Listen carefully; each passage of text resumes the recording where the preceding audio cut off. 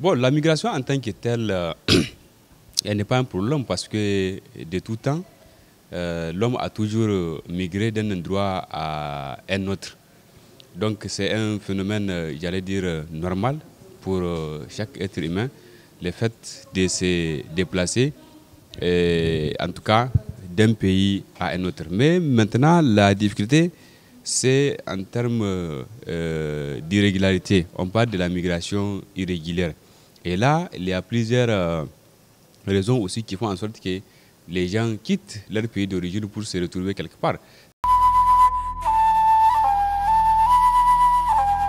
Ça peut être des raisons économiques, des raisons politiques, des raisons aussi sociales. Ça peut aussi être lié au conflit. Et quand vous prenez les cas de nos pays, c'est surtout la question de la malgouvernance.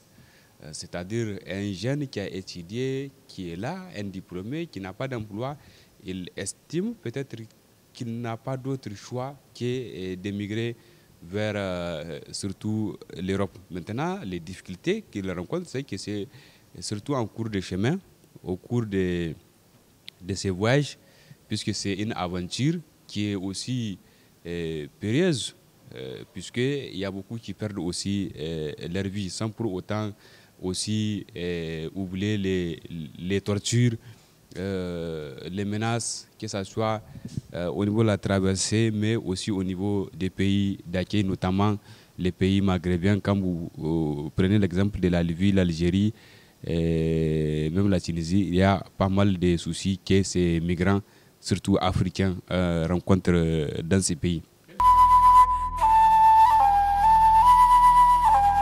Promouvoir la bonne gouvernance au niveau de nos pays, faire en sorte que les gens aient quelque chose, aient un emploi décent pour qu'ils restent développer leur propre pays. Je pense que c'est ça qui est important et c'est ça qu'il doit mettre l'accent. Les autorités doivent faire en sorte que chaque jeune reste sur place et contribue au développement socio-économique de son pays.